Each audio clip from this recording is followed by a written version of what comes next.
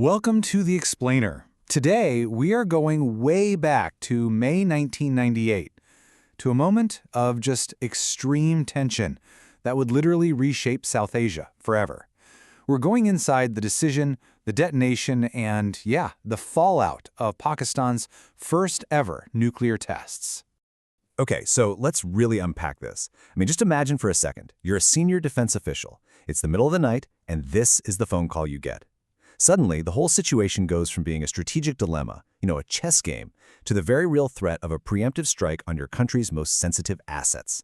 This was the moment the crisis became terrifyingly real. So, this was the fundamental question, staring Pakistan's leadership right in the face. How do you respond? And believe me, this wasn't just some simple military decision. Now, this was a choice that carried the weight of decades of conflict, of national identity, and really, the future security of the entire region. But to really understand the choice that was made in 1998, we have to rewind the clock a bit. You see, the roots of this decision, they weren't planted in May of '98. They were planted decades earlier in this deep, deep soil of national insecurity. A series of really painful conflicts laid bare a harsh reality for Pakistan's strategists, and that reality was a huge imbalance in conventional military power with India. The 1971 war especially was a massive national trauma. And then, just a few years later, in 1974, India tests its own nuclear device. So you can see how this sequence of events just created this powerful feeling of an existential threat. It really drove home the belief that, security guarantees from other countries, they just weren't reliable. So, this profound sense of vulnerability, it sparked something big, a covert, decades-long national mission. And the goal? It was simple, and it was huge. Build the ultimate guarantor of security, a completely independent nuclear deterrent. And this timeline here, it really reveals just how systematic this whole thing was. It was a step-by-step pursuit of the bomb. First, it kicks off with political will from the very top in 1972. Then comes the critical piece of the puzzle, the technical know-how brought by Dr. A.Q. Khan. This leads to real, tangible progress, the first weapons-grade material. And finally, you get to the cold test in 1983. And what's that? Well, it's basically a non-nuclear test just to make absolutely sure the device's trigger mechanics are going to work. It was an incredibly methodical and determined effort. Now, what's really interesting is that to hedge their bets, Pakistan was actually pursuing two parallel tracks to get to a bomb. It's like they weren't putting all their eggs in one basket. You had the Pakistan Atomic Energy Commission, and they were focused on the more traditional plutonium path. But it was Dr. Khan's uranium enrichment program, the one using that advanced centrifuge technology, that really got the priority and ultimately became the absolute centerpiece of the entire weapons effort. And this slide, this just shows the incredible foresight involved here. Think about it. Long before they even had a device ready to be tested, they were already building the place to test it. The Army Corps of Engineers took on this just monumental task of tunneling deep into solid granite mountains in remote Balochistan. And this wasn't just digging a simple hole, not at all. This was about engineering a site that could contain the unimaginable force of a nuclear explosion. And the craziest part, it was all completed, in total secrecy, by 1980. Okay, so now let's fast forward to May 1998. Let's see how this long, secret history just erupted into 17 days of incredibly intense global crisis. So when India conducts its tests on May 11th and 13th, the clock immediately starts ticking for Pakistan. And the pressure was just immense. The entire world was watching, and the question wasn't if Pakistan would respond, but how. That decision was debated fiercely within the government, before, just a few days later, the final go-ahead was given. Now, behind the scenes, a diplomatic firestorm was absolutely raging. You've got President Clinton on the phone, personally urging restraint. You've got U.S. spy satellites watching every single move, so the teams on the ground actually had to time their work for the small windows when the satellites weren't overhead.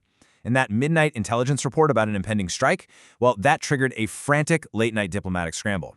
We're talking Pakistan's foreign secretary summoning the Indian and American ambassadors to his office after 1 a.m. to deliver a very stark warning. And this quote, this was the message delivered right to the Prime Minister during those tense deliberations. And it just perfectly captures the feeling inside the leadership at that moment. For them, the threat to national sovereignty, it simply outweighed the guaranteed cost of international sanctions and isolation. End of story.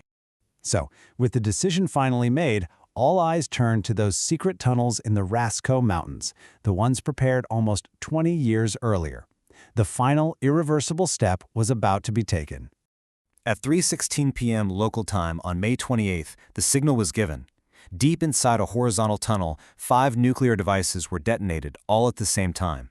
The combined yield was around 36 kilotons.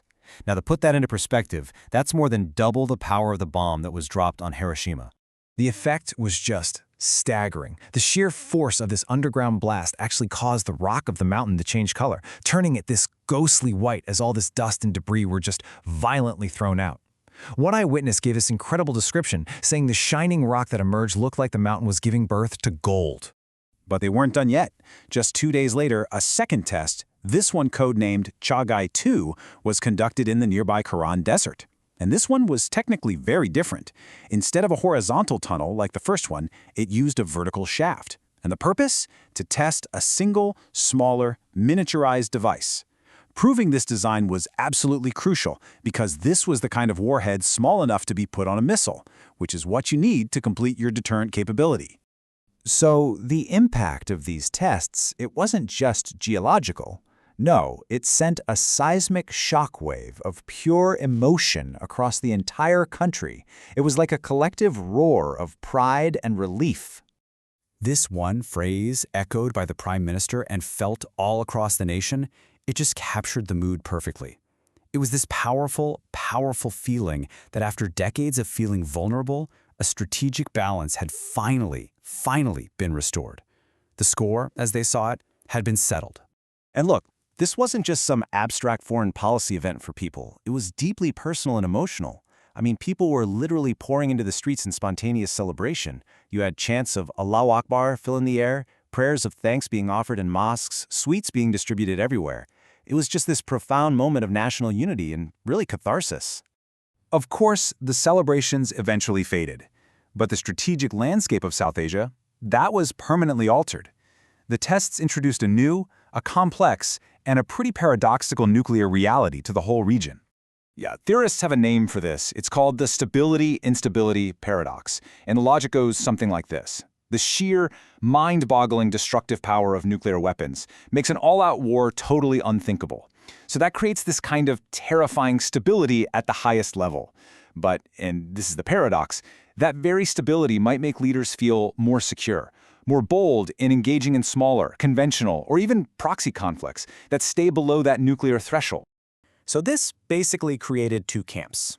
On one side, you had the deterrence optimists. They argued that, hey, mutual deterrence will bring peace. But then you had the pessimists, and they warned that this nuclear shield would just embolden states to take even greater risks, leading to more conflict, not less. And it seems the pessimists' fears kind of materialized just a year later, when the 2 nations fought the Kargil War, right under that new nuclear umbrella.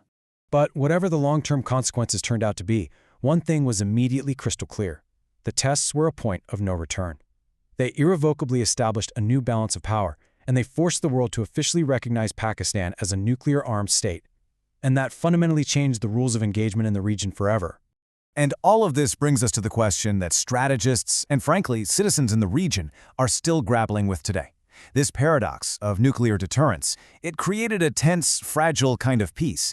But in a world with all sorts of new and evolving threats, you just have to wonder, how long can that paradox possibly hold?